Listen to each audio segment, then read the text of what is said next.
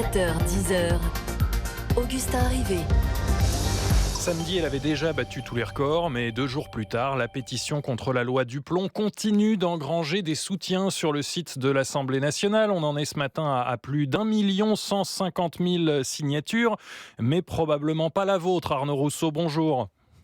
Bonjour. Président de la FNSEA, principal syndicat agricole. Vous êtes surpris de ce succès de cette pétition ? Écoutez, d'abord, on comprend que les Français qui ont signé cette pétition s'inquiètent pour leur santé et pour la manière d'envisager l'utilisation des pesticides. Donc, je ne suis pas surpris. Ça avait déjà suscité beaucoup de débats à l'Assemblée nationale et ça continue. Mais vous n'êtes pas inquiet ? Non, écoutez, d'abord parce que c'est le fait démocratique que les gens puissent s'exprimer à travers des pétitions. Mais vous savez, ce texte est passé à l'Assemblée nationale. Il a fait l'objet de débats. Il a d'ailleurs, à l'Assemblée nationale, eu un débat pour le moins tronqué au regard de l'opposition avec des amendements. Et donc aujourd'hui, ça continue. Moi, je voudrais essayer de remettre un peu de rationalité dans ce débat qui suscite beaucoup de crainte et de peur. Pour nous, vous savez, l'objectif, c'est de continuer à produire en France une des alimentations les plus sûres au monde, avec des moyens qui nous permettent de le faire. Et je voudrais rappeler à ceux qui nous écoutent que ce fameux acétamipride, ce néonicotinoïde dont on parle dans la loi, puisqu'il y a d'autres sujets dans la loi. Tout à fait, on va en parler, mais effectivement, il y a cette réintroduction de ce pesticide interdit. Il est aujourd'hui utilisé dans 26 États membres sur les 27. Seule la France en avait interdit l'accès. Et pour nous, vous comprenez bien, c'est aussi un sujet de continuation de la production, de poursuite de la production.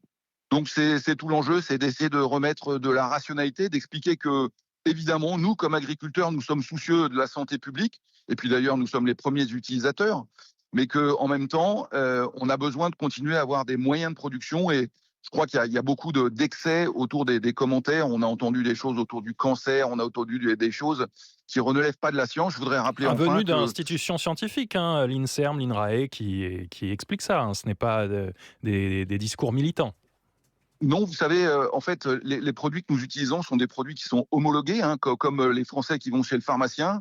Nous, nos produits de protection des plantes sont homologués par une institution européenne qui s'appelle l'EFSA, qui est l'Agence de sécurité sanitaire européenne. Et l'EFSA a homologué ce produit jusqu'en 2033. Et moi, vous savez, comme agriculteur, je ne suis pas un spécialiste de la toxicologie.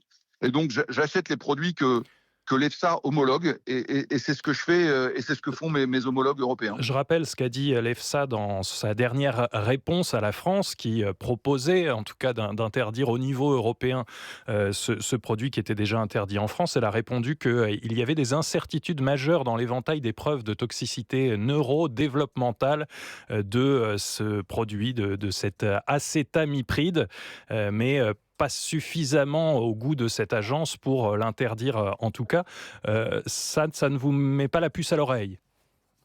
Écoutez, encore une fois, si demain l'EFSA devait interdire ce produit, il le serait partout en Europe. Et moi, je fais confiance à la science pour alimenter la réflexion. Mais je le redis, le sujet pour nous, c'est évidemment de continuer à produire une alimentation comme elle se fait partout en Europe et comme elle se fait dans le reste du monde. Et vous avez compris que quand on se bat contre le Mercosur, quand on se bat contre les distorsions de concurrence qui peuvent s'abattre sur l'agriculture française, pour nous, l'objectif, c'est aussi de continuer à fournir une alimentation de qualité. Donc, ces préoccupations, je les comprends. Moi, je m'assois sur l'analyse de la science. Aujourd'hui, la science doute, mais je crois que c'est son rôle. L'EFSA a dit qu'elle allait faire des analyses complémentaires, et si ces analyses conduisaient à dire que ce produit doit être retiré, eh bien qu'elle le retire. Mais à ce stade, ça n'est pas le cas. J'ai bien évidemment relevé ce que vous avez dit au début, à savoir que ça avait déjà fait l'objet d'un débat, cette loi, à l'Assemblée nationale. Vous le dites à dessein, puisque depuis que la barre des 500 000 signatures a été atteinte pour cette pétition, il est possible qu'un débat soit organisé en séance publique à l'Assemblée nationale. Rappelons qu'une motion de rejet préalable avait empêché le débat des députés, contrairement à ce que vous dites. Est-ce qu'il faut que ce débat ait lieu, par exemple, à la rentrée? Oui, Augustin Rivet, vous avez omis de dire que cette motion de rejet préalable avait été déposée suite à un nombre d'amendements qui ne permettaient pas ce débat, plus de 3500 amendements. Et nous, on a regretté que le débat n'ait pas lieu parce que c'est le lieu de la démocratie, l'Assemblée nationale. Mais comme vous venez de l'indiquer, cette pétition permettra à nouveau qu'un débat ait lieu à l'Assemblée. Eh bien, écoutez, nous, on n'a pas de problème à ce que nos institutions fonctionnent et que le débat démocratique ait lieu. Et encore une fois, il appartiendra aux parlementaires de se définir. Mm. Ils viennent de le faire dans le cadre d'un processus qui aujourd'hui a conduit un certain nombre de partis politiques à emmener le texte devant le Conseil constitutionnel. Nous attendrons évidemment que ce Conseil se prononce.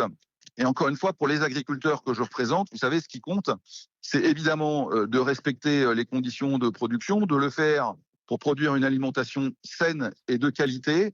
Et je crois qu'encore une fois, remettre un peu de rationalité et de calme dans le débat au moment où, évidemment, les craintes demeurent, me paraît de bon sens. La présidente de l'Assemblée nationale est favorable à ce que ce débat ait lieu. Elle l'a dit hier sur France Info. Nous avons Arnaud Rousseau, vous êtes toujours avec nous. Il y a un certain emballement ces jours-ci autour de ce texte. Est-ce que vous attendez quelque chose, et si oui, quoi, de cette probable prise de parole de François Bayrou, par exemple ?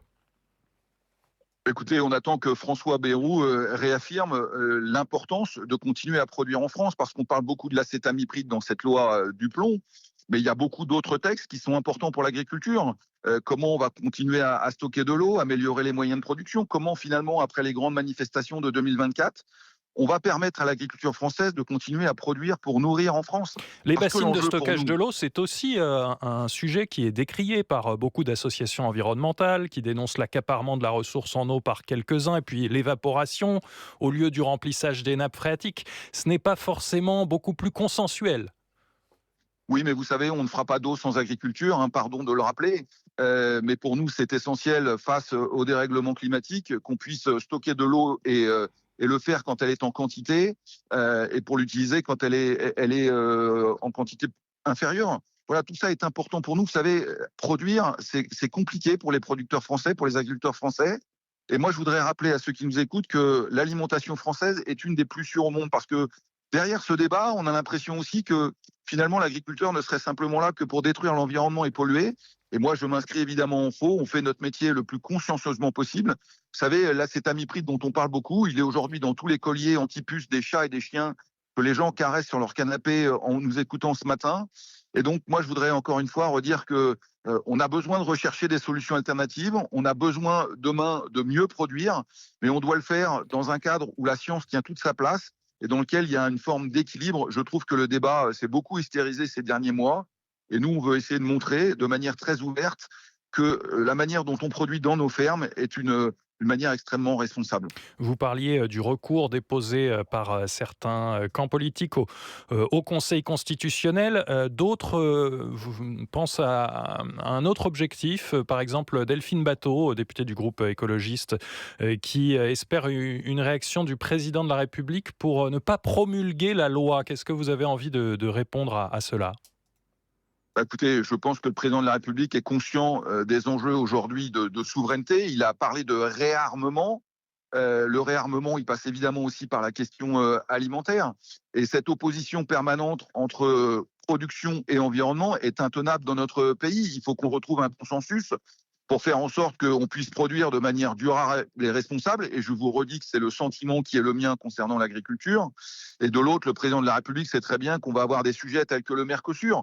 Comment peut-on continuer à échanger avec le reste de la planète en mettant des boulets aux pieds à la production française? Est-ce que on aura avancé, Augustin Arrivé, si demain on ne produit plus d'alimentation en France et qu'on l'importe d'ailleurs, et évidemment avec des conditions de production et des matières actives qui sont bien pires que ceux dont on parle aujourd'hui? Merci Arnaud Rousseau, président de la FNSEA, principal syndicat agricole et soutien de cette loi du plomb, la pétition qui continue d'engranger des signatures ce matin. On en est à 1 179 000 actuellement.